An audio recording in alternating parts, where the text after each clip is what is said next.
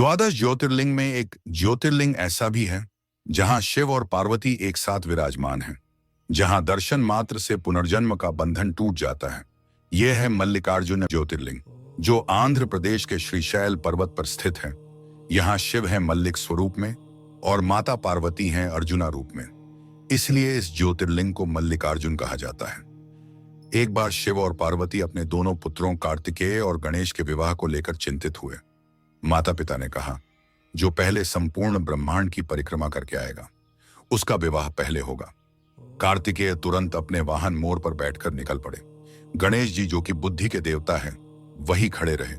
माता ने कहा, पुत्र तुम कब जाओगे परिक्रमा लगाने? ऐसे तो तुम्हारा भाई तुमसे पहले ब्रह्मांड की परिक्रमा लगा लेगा। गणेश जी मुस्कुराकर अपने माता पिता की 3 परिक्रमा लगा लेते हैं। माता पिता ने कहा, यह क्या कर रहे हो? तब गणेश जी ने कहा, मेरे लिए तो माता पिता ही ब्रह्मांड हैं। इस बुद्धि से प्रसन्न होकर शिव पार्वती ने गणेश का विवाह पहले करवा दिया। जब कार्तिकेय लौटे तो उन्होंने देखा गणेश का विवाह हो गया है। उनका हृदय टूट गया। उन्होंने क्रोध और दुख से कहा, मेरे साथ छल हुआ है। नाराज होकर वे वहां से चले गए दक्षिण भारत के कुमारांचल पर्वत पर, वर्तमान में जिसे श्रीशैल पर्वत के नाम से जाना जाता है। वहां उन्होंने एकांत में तप करना प्रारंभ किया। पिता शिव का वैराग्य भी पुत्र वियोग में डगमगा उठा। उन्होंने कैलाश छोड़ दिया और चल पड़े पार्वती के साथ कार्तिकेय को मनाने। वे पहुंचे श्रीशैल पर्वत पर। कार्तिकेय उन्हें दूर से देख तो रहे थे, परंतु उनके पास नहीं गए। तब शिव और पार्वती पुत्र के इंतजार में वही शिवलिंग रूप में विराजमान हो गए। शिव ने मल्लिक रूप में और पार्वती ने अर्जुना रूप में वहां निवास किया। इसीलिए यह ज्योतिर्लिंग मल्लिकार्जुन कहलाया। शिव पुराण कहता है, जो भी इस स्थान के दर्शन करता है वह अपने माता पिता के ऋण से मुक्त हो जाता है। यहाँ शिव न केवल देवता हैं बल्कि एक पिता हैं, जो पुत्र के लिए कैलाश से पृथ्वी लोक के पर्वतों तक उतर आए। श्रीशैल यह केवल एक पर्वत नहीं है, यह एक जीवित स्मृति है। यहाँ की वायु में एक अनकहा संवाद बहता है, जैसे हर पत्ता शिव पार्वती की मौन उपस्थिति को महसूस कर रहा हो। यह वही श्रीशैल पर्वत है जहां भगवान शिव व माता पार्वती स्वयं पुत्र कार्तिकेय के पीछे आए थे, इंसान रूपी एक माता पिता की तरह। दक्षिण भारत के पर्वतों और घने जंगलों से घिरा हुआ श्रीशैल पर्वत आंध्र प्रदेश के कुर्नूल जिले में स्थित है। यहाँ पहुंचते ही यात्रा करने वाला भक्त किसी और ही संसार में प्रवेश कर जाता है, जहां न मंदिर की घंटियां जोर से बजती हैं, न पुजारी मंत्र को जोर से बोलते हैं। यहाँ सिर्फ मौन बोलता है। उस मौन में समाया है शिव का त्याग, पार्वती की करुणा और कार्तिकेय की विरक्ति। मल्लिकार्जुन ज्योतिर्लिंग में न कोई भव्य सोने का मंडप है, न चांदी से जड़ा शिवलिंग है, तो बस एक साधारण शिवलिंग। लेकिन वहां बहती मंद हवा आपको कहती है कि यह साधारण स्थान नहीं है। यह वही शिवलिंग है जहां एक पिता अपने विरक्त पुत्र की आस में चुपचाप आए। ना कोई आदेश, ना कोई क्रोध, बस मौन उपस्थिति। जैसे कह रहे हो, पुत्र जब मन चाहे लौट आना, मैं यही हूं। शिव के ज्योतिर्लिंग की इस मौन प्रेमपूर्ण उपस्थिति ने इस स्थान को अद्भुत बना दिया है। मल्लिकार्जुन ज्योतिर्लिंग एकमात्र ऐसा ज्योतिर्लिंग है जहां भगवान शिव और माता पार्वती दोनों एक साथ प्रतिष्ठित हैं। यह इसलिए विशेष है क्योंकि ज्यादातर शिवलिंगों में केवल शिव की पूजा होती है, पर यहां शिव की मल्लिक और पार्वती की अर्जुना रूप में पूजा होती है। शिव पुराण कहता है, जो भक्त यहां दर्शन करता है वह जन्म जन्मांतर के पापों से मुक्त होकर मोक्ष को प्राप्त करता है। इस ज्योतिर्लिंग के दर्शन मात्र से लोग पितृ ऋण से मुक्ति हो जाते हैं। श्रीशैल तक पहुंचने के लिए भक्तों को कठिन पहाड़ी मार्गों से गुजरना होता है। यह रास्ता केवल एक यात्रा नहीं बल्कि एक तप है। हर कदम पर ऐसा लगता है जैसे आप कोई पुराना युग पार कर रहे हों। जब भक्त पहाड़ियों पर चढ़ते हैं तो वे न केवल मंदिर की ओर बढ़ते हैं, बल्कि वे शिव के प्रेम, पुत्र की तड़प और एक ऐसे क्षण की ओर बढ़ते हैं जहां शाश्वत प्रेम ने वैराग्य को भी पिघला दिया। जो भी इस पर्वत पर चढ़कर मल्लिकार्जुन के चरणों में पहुंचता है, उसके भीतर का अहंकार, पाखंड, द्वेष सब समाप्त हो जाता है। रह जाती है तो बस शांति, श्रद्धा और आत्मा का स्पर्श। मल्लिकार्जुन आपको याद दिलाते हैं कि ईश्वर वो नहीं जो केवल आकाश में है, वे वही हैं जो आपके साथ चलने को तैयार हैं। बस आप में झुकने का साहस होना चाहिए। भगवान श्री कृष्ण ने भी मल्लिकार्जुन की यात्रा की थी। स्कंद पुराण के श्रुति स्मृति खंड में इसका उल्लेख मिलता है कि एक बार श्री कृष्ण गहरे ध्यान में लीन हो गए। उन्होंने देखा कि आने वाले समय में उन्हें मानव शरीर का त्याग करना है। इस विचार के साथ वे उत्तर दिशा की ओर नहीं बल्कि दक्षिण की ओर चल पड़े, श्रीशैल की ओर। श्री कृष्ण ने मल्लिकार्जुन ज्योतिर्लिंग के समक्ष 3 दिन तक मौन व्रत किया। उस मौन में उन्होंने आत्मा की गहराइयों को अनुभव किया।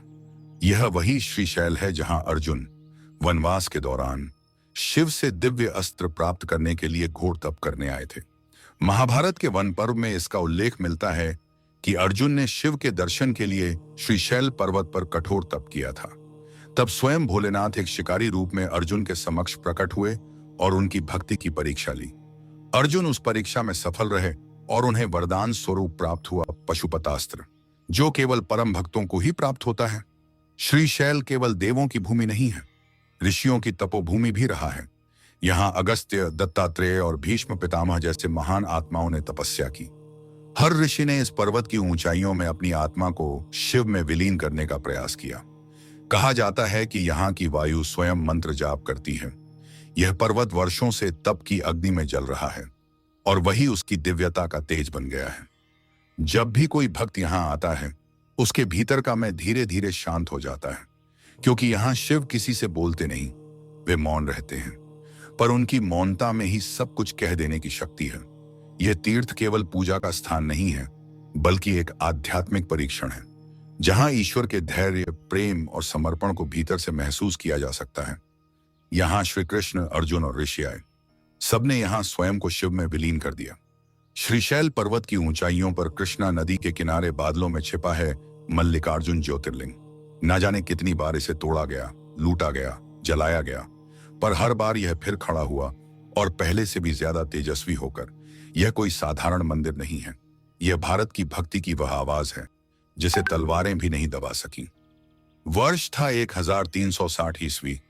दक्षिण भारत पर बहमनी सल्तनत का कहर भारत पर टूट पड़ा। मुसलमान शासक मोहम्मद शाह बहमनी ने अपने सेनापतियों को श्रीशैलम को रौंदने और मल्लिकार्जुन को मिटा देने के लिए भेजा। मंदिर का प्रांगण आग की लपटों में झुलस गया और गर्भगृह में स्थापित शिवलिंग को तोड़ने की कोशिश की गई।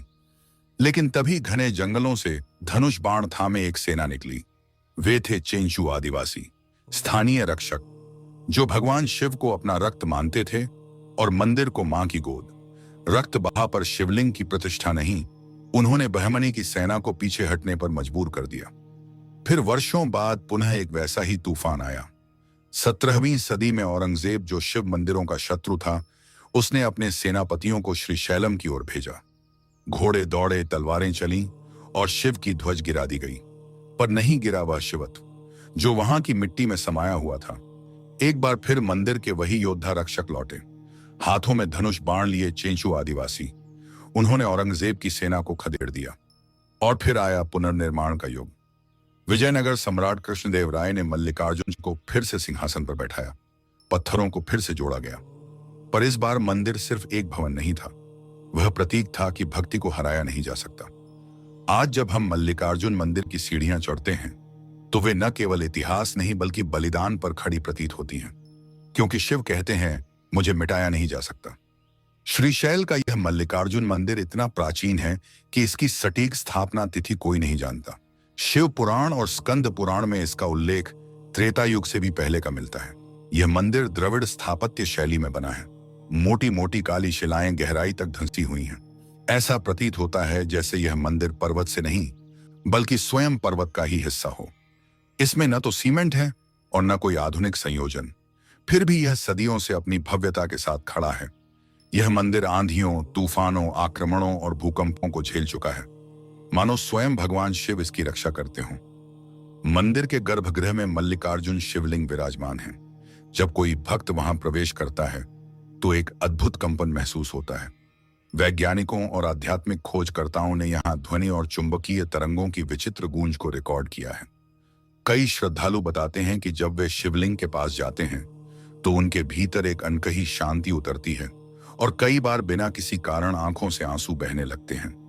यह कोई चमत्कार नहीं, यह शिव की उपस्थिति की अनुभूति है। स्थानीय पुजारी और श्रद्धालु बताते हैं कि श्रीशैल का शिवलिंग गर्मियों में ठंडा और सर्दियों में गर्म अनुभव होता है। आज तक कोई समझ नहीं पाया कि ऐसा कैसे होता है।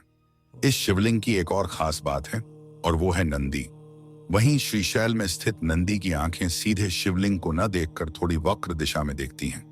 जब नंदी की दिशा में देखेंगे तो शिवलिंग दिखाई देगा। जहां नंदी की दृष्टि रुकती है, यह केवल एक स्थापत्य चमत्कार है या शिव की लीला, इसका उत्तर केवल श्रद्धा में है। श्रीशैल मंदिर के चारों ओर 12 प्रवेश द्वार हैं और प्रत्येक द्वार पर नंदी, गणेश और देवी देवताओं के चित्र अंकित हैं।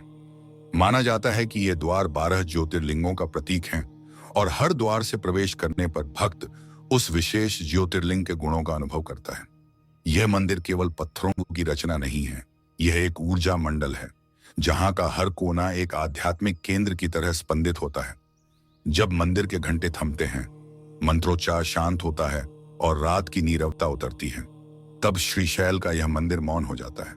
पर यह मौन भी एक भाषा बोलता है, वह भाषा जो केवल हृदय से सुनी जा सकती है। वह मौन जैसे कहता है, मैं शिव हूं, मैं वह मौन हूं जो तुम्हारी आत्मा को मुक्त कर सकता है। श्रीशैल मल्लिकार्जुन मंदिर एक ऐसा स्थान है जहां भक्त केवल दर्शन नहीं करता बल्कि शिव को अनुभव करता है। यहाँ की शिलाएं, दीवारें, दीप और हवा सब शिव के नाम का जप करते हैं। शिव पुराण की कोटिरुद्र संहिता में स्पष्ट उल्लेख है कि जो मनुष्य जीवन में एक बार भी श्रीशैल पर्वत पर जाकर मल्लिकार्जुन का दर्शन करता है, वह सभी जन्मों के पापों से मुक्त हो जाता है। यह कोई कल्पना नहीं है, यह उस आध्यात्मिक प्रभाव की बात है जो श्रीशैल की भूमि में समाया हुआ है। इस मंदिर को लेकर पद्म पुराण में एक अद्भुत कथा मिलती है। एक स्त्री जिसने जीवन भर कोई पुण्य नहीं किया, केवल भोग में डूबी रही, जब उसकी मृत्यु हुई और यमदूत उसे ले जाने लगे, तभी उसकी बेटी ने उसकी मृतदेह श्रीशैल में लाकर शिवलिंग के समक्ष रख दी और श्रद्धा से प्रार्थना तभी उसकी बेटी ने उसकी मृतदेह श्रीशैल में लाकर शिवलिंग के समक्ष रख दी और श्रद्धा से प्रार्थना की, हे शिव, मां ने कुछ नहीं किया, पर क्या मैं उसकी ओर से प्रार्थना कर सकती हूं? तभी वहां तेज प्रकाश हुआ और वह स्त्री पुनर्जीवित हो गई। यमदूतों ने हाथ जोड़कर कहा, जहां स्वयं शिव पुत्र वियोग में आए, वहां कोई भक्त कैसे वियोग में रहेगा? श्रीशैल पर्वत के लिए कहा जाता है, जो यहां प्राण त्यागता है वह पुनर्जन्म से मुक्त हो जाता है। इसीलिए अनेक साधु, योगी और सन्यासी अपने जीवन के अंतिम क्षणों में यहीं आकर समाधि लेते हैं। इस भूमि पर अंत नहीं, मुक्ति का आरंभ होता है। एक और कथा आती है। एक भोला भाला आदिवासी दंपत्ति जो भगवान का नाम भी नहीं जानते थे, एक दिन स्त्री को सांप ने डस लिया और उसकी मृत्यु हो गई। उसका पति रोता हुआ शिवलिंग के सामने बैठ गया और बोला, हे भगवान, मेरा दुख दूर करो। रात्रि में उस शिवलिंग से प्रकाश निकला और स्त्री के शरीर से विष बाहर निकल गया। वह पुनः जीवित हो गई। शिव भाव के भूखे हैं, नियमों के नहीं। शिव केवल निराकार चेतना नहीं है, जब वे साकार होते हैं शक्ति उनका अंग बन जाती है। इसीलिए श्रीशैल मल्लिकार्जुन में मां भ्रामरी देवी का शक्तिपीठ स्थित है, जो 51 शक्तिपीठों में एक है। यहाँ मां सती के कर्ण कुंडल गिरे थे और इसी कारण यह स्थान महाशक्ति का उच्चतम केंद्र माना जाता है। देवी भागवत पुराण में उल्लेख मिलता है कि जब रुरु नामक राक्षस, जो असुरों का राजा बन बैठा था, देवताओं और मुनियों पर अत्याचार करने लगा, तब देवी भगवती ने भ्रमर का रूप लिया। उन्होंने काली, तारा, छिन्नमस्ता और भुवनेश्वरी रूपों के साथ एक अप्रत्याशित युद्ध छेड़ा। देवी के शरीर से असंख्य डंक वाली मधुमक्खियां निकलीं और उन्होंने राक्षसों को नष्ट कर दिया। श्रीशैल के ही परिसर में स्थित है मां भ्रामरी का छोटा सा मंदिर, पर उसका प्रभाव अत्यंत विशाल है। इस मंदिर में एक विशेष बात है, यहाँ कोई घंटा नहीं बजता, कोई ऊंची आवाज नहीं होती। यहाँ पूजा होती है मौन में, क्योंकि मां भ्रामरी ध्वनि से नहीं, भावना से प्रकट होती हैं। माना जाता है कि जो व्यक्ति यहाँ आकर सच्चे हृदय से मौन प्रार्थना करता है, मां उसके मन के सभी विकार और भय को हर लेती हैं। स्कंद पुराण में एक अद्भुत कथा आती है। एक अंधा बालक, जिसकी मां उसे लेकर भ्रामरी देवी के मंदिर आई। बालक पूजा करने में असमर्थ था, पर उसने अपनी हथेली से मां की मूर्ति को छुआ और कहा, हे मां, आपने मधुमक्खियों से राक्षस मारे थे, क्या मेरी आंखों के अंधकार को भी हर सकती हैं? उसी रात्रि बालक को एक अलौकिक सपना आया, जैसे भ्रमरें उसके चारों ओर मंडराने लगी और सुबह जब वह उठा, उसे सब कुछ दिखाई दे रहा था। यह कोई चमत्कार नहीं, यह भक्ति का पुरस्कार था जो उस बालक को मिला। श्रीशैल के आसपास के क्षेत्र को सिद्ध भूमि कहा गया है। यहाँ देवी उपासक, तांत्रिक साधक और योगी जन मां भ्रामरी के माध्यम से शिव और शक्ति दोनों की समीपता प्राप्त करते हैं। यह स्थान इतना ऊर्जावान है कि यहाँ की भूमि पर बैठना भी मन को स्थिर कर देता है।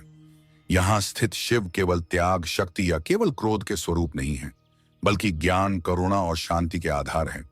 जो केवल शिव को पूजते हैं उन्हें ज्ञान मिलता है। जो शिव और शक्ति दोनों को पूजते हैं उन्हें जीवन का समग्र मोक्ष प्राप्त होता है। मल्लिकार्जुन और ब्रह्मरी देवी दोनों एक ही पर्वत पर विराजमान हैं, क्योंकि सृष्टि का संतुलन इन्हीं दो ऊर्जा धाराओं से बना है। तो दोस्तों, यदि आपको यह वीडियो पसंद आया हो तो इसे अपनों तक पहुंचाएं। मिलते हैं अगले एपिसोड में, तब तक पुराण कथाओं में खोए रहिए। ओम नमः शिवाय। जय मां पार्वती।